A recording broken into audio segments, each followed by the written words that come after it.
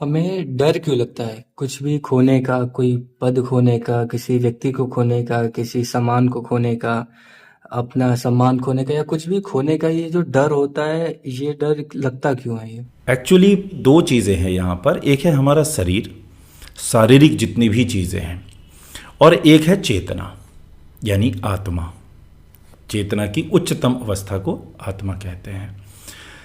तो या तो हम शरीर अपने आप को जानकर, अपने आप को मानकर पूरा जीवन हम जीते हैं कि ये शरीर मैं हूँ और इस शरीर का इस्तेमाल करके मैं यहाँ पर उपभोग करने के लिए इस दुनिया में आया हूँ और अपने संस्कारों को और अपने साथ के लोगों को निभाने के लिए, उनके साथ में जीने के लिए यहाँ पर हूँ, ऐसा लगता है। दूसरा है चेतना आधारित, कि मैं एक चेतना हूँ और मैं जिस काम के लिए आया हूँ वो है इस दुनिया में शांति कैसे कायम हो, ये दुनिया आनंदित कैसे हो, ये दुख इसमें से ख़त्म कैसे हो, उसको दूर करने के लिए मैं आया हूँ। तो जो शरीर है, शरीर से संबंधित जो ये कहते हैं कि मैं शरीर हूँ, इतना जानने के लिए आपको किसी ज्ञान की आवश्यकता नहीं, किसी आत्मज्ञान की आवश्यकता नहीं, किसी गुरु की आवश्यकता नहीं। सबको पता है ये मेरा हाथ है, ये मेरा आँख है, हाथ में दर्द होता है, मेरे हाथ में दर्द हो गया, ये मेरा भाई है, ये मेरी बहन है, ये मेरी मम्मी है, ये पापा हैं, ये मेरा दोस्त है, ये मेरे पड़ोसी, वो सब दिख रहा है, सबको दिख रहा है। और जो उसके नज़दीक नज़दीक होते हैं, जो उसके साथ में खेलते हैं, खाते हैं, बोलते हैं, तो उनसे आपस में एक रिश्ता बनता चला जाता है और पहचान बनती चली जाती है। वो आपस में लगाव होता चला जाता है, उनसे मोह होता चला जाता है और ऐसा लगता है ये सब मिलकर मैं ही हूँ। तो अपनापन जिसको बोलते हैं। अब समस्या ये आती है कि उसे फिर जब वो थोड़ा बड़ा होता है तो उसको ये भी पता होता है कि पैसा चोरी हो सकता है, शरीर नष्ट हो सकता है, मृत्यु हो सकती है, कोई भी रिश्तेदार है उसके साथ कुछ भी हो सकता है। तो फिर एक डर लगने लग जाता है, खोने का डर। पाने की इच्छा हुई, मिल गया, अब खोने का डर सताता है। ये बहुत बड़ी समस्या है। अब उसे ये विश्वास क्यों होता है कि हाँ ये चीज़ खो सकती हैं या खो जाएंगी, क्योंकि उसने खोते हुए देखा है। तो बिल्कुल सीधी सी बात है कि उसने लोगों को बूढ़े होते हुए देखा है, लोगों को बीमार होते हुए देखा है, लोगों को मरते हुए देखा है। जैसा बुद्ध जी ने देखा, हमने भी देखा, सबने देखते हैं, सारे बच्चे भी देखते हैं। तो उनको भी परेशानी हुई, हम सबको भी परेशानी हुई।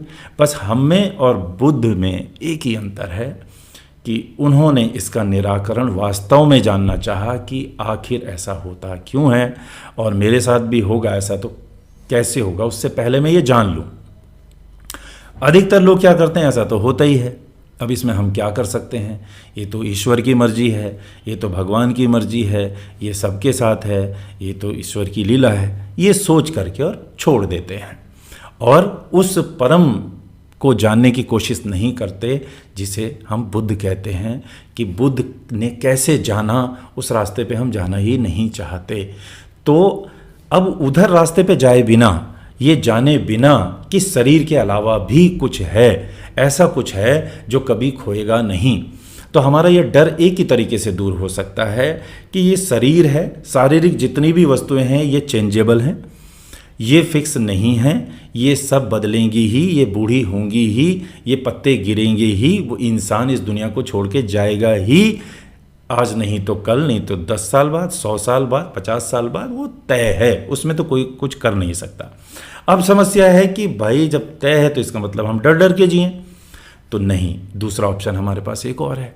अगर यही ऑप्शन होता तो फिर जो बुद्ध हैं, फिर वो बुद्ध कैसे बनते? फिर जो गुरु गोविंद सिंह साहब हैं, वो अपने बच्चों को इस तरीके से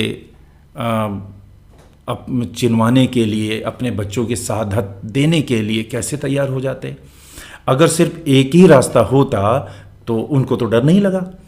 उनको डर क्यों नहीं लगा भाई? बाकी को डर लग रहा है, उनको डर भी लगना चाहिए, उनके भी तो बच्चे हैं ना, उनका भी तो शरीर है ना, उनका भी तो रिश्ता है ना, उनका भी तो अपनापन है ना, उनका भी तो प्यार होगा। नहीं होगा? बिल्कुल होगा। तो बच्चों से तो सभी को प्यार होता ही है, अपने बच्चों से तो विशेषकर होता ही है। लेकिन उन्होंने उनको शहादत में आगे जाने दिया और वहाँ पर उन्होंने आंसू भी नहीं बहाए। ये तो बहुत ही ऊंची बात हो गई ना। तो इसका मतलब दूसरा रास्ता है। और उदाहरण ले लें हम कि जो भगत सिंह साहब हैं, जो सुखदेव हैं, जो राजगुरु हैं, वो क्या कर रहे हैं कि फांसी के फंदे को चुन रहे हैं, जबकि उनके पास ऑप्शन है, लेकिन वो कह रहे नहीं मैं फांसी का फंदा चुनता हूं। तो इसका मतलब यह है उन्हें डर नहीं लग रहा। जिस दिन फांसी दी जानी थी उस रात उनसे पूछा गया कि भाई आपकी कोई इच्छा है, आखिरी इच्छा है तो बताइए। बोले साहब एक पुस्तक थी उनके पास में, तो बोले इसके 5-6 पन्ने और रह गए हैं, तो मेरी इच्छा थी कि मैं इनको पढ़ लूँ। आप बताइए कि अगले इंसान को फांसी लगने वाली है, अगर आम इंसान हो तो वो तो रो रो के बुरा हाल हो जाए, वो तो चिल्ला चिल्ला के बुरा हाल हो जाए बेचारा, लेकिन वो कह रहे हैं मैं 5-6 पन्ने और पढ़ लूँ, और बड़ी मुस्कुराते हुए वो पढ़ रहे हैं पन्नों को, उनको समझने की कोशिश कर रहे हैं कि तो उसका मतलब क्या है। इसका मतलब उन्होंने बताया कि जिनकी मैं पुस्तक पढ़ रहा हूँ वो मैं उन्हीं के जैसा हूँ, इसलिए मैं उनसे मिलना चाहता था। यानी उस पुस्तक में उन्हें वो व्यक्ति, वो ऊंची आत्मा नज़र आ रही है जिससे वो फांसी चढ़ने से पहले मुलाकात करना चाहते हैं। देखिए किताबें कितनी ऊंची हो सकती हैं, वो ज्ञान कितना ऊंचा हो सकता है कि किताबों के पन्ने में भी किसी से मुलाकात हो सकती है, बिल्कुल हो सकती है। तो होता है ना, कोई इंसान को पता चल जाए भाई आपको अब जाना है, तो कहते हैं मुझे उससे मिलना है, मुझे उससे मिलना है। तो उन्होंने ये नहीं कहा मुझे अपने रिश्तेदारों से मिलना है, नो नो नो नो, उन्होंने कहा इस किताब में, किसी महापुरुष की किताब थी, बोले इस किताब में जो महापुरुष है मैं उनसे मिलना चाहता हूँ, तो मैं ये पढ़ लूँगा तो मैं मेरी मुलाकात हो जाएगी, फिर मैं फांसी पे चढ़ सकता हूँ। तो इसका क्या मतलब है, वो डरे नहीं। तो हमारे पास 2 तरीका का जीवन हो गया, एक डरने वाला, डर डर कर जीने वाला, डर डर कर मरने वाला, डर डर कर हमें सारे काम करने वाला, कभी इसका डर कभी उसका डर, कभी दूसरों के जाने का डर, कभी पैसों के खोने का डर, कभी अपने जाने का डर, कभी अपने बीमार होने का डर।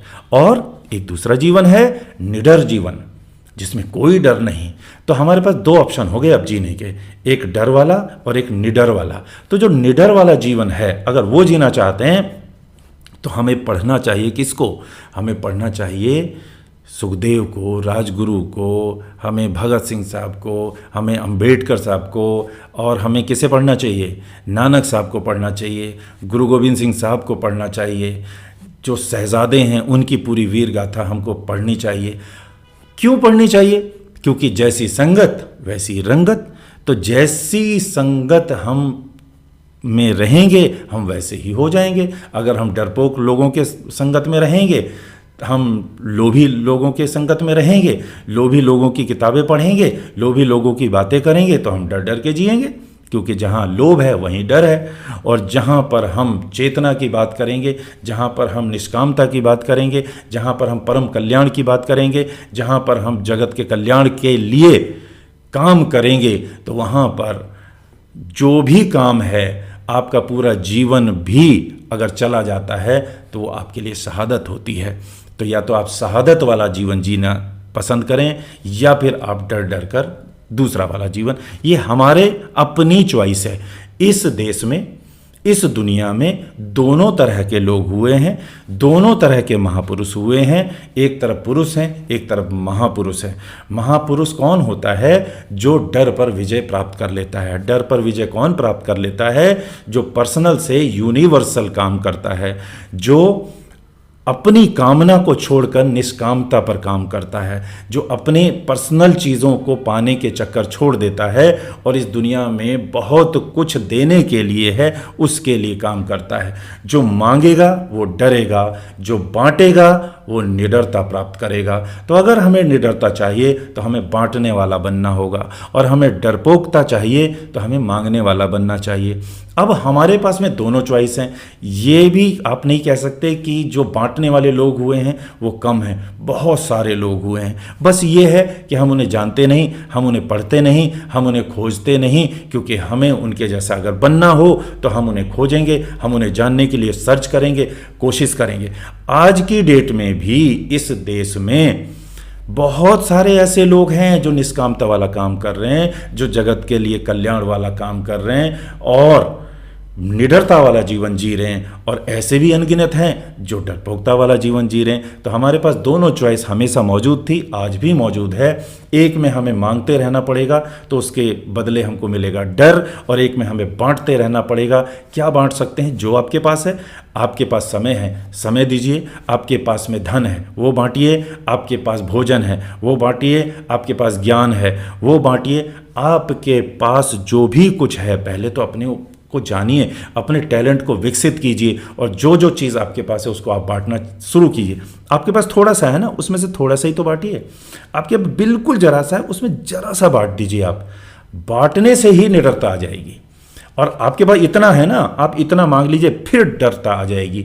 तो डरता यानी डरपोकता जो है, जो भय है, वो मांगने से आता है। आपके पास दुनिया की सारी दौलत क्यों ना आ जाए, सारे रिश्तेदार क्यों ना आ जाएं, कितने ही ताकतवर आप शारीरिक रूप से क्यों ना हो जाएं, लेकिन फिर भी आपका हाथ अगर यूं रहा, आप अगर मांगने की प्रवृत्ति वाले रहे, तो आपके अंदर से डर कभी जाएगा ही नहीं। क्योंकि लालच नहीं जा रहा है, इसलिए डर भी नहीं जा रहा है। जाएंगे तो दोनों जाएंगे, आएंगे तो दोनों आएंगे। अगर आपने लालच छोड़ दिया, और लालच छोड़ने का क्या प्रमाण है? वो यही प्रमाण है कि आप निशुल्क निर्भीकता से आप बांट रहे हैं कि नहीं बांट रहे हैं। क्या निर्भीकता?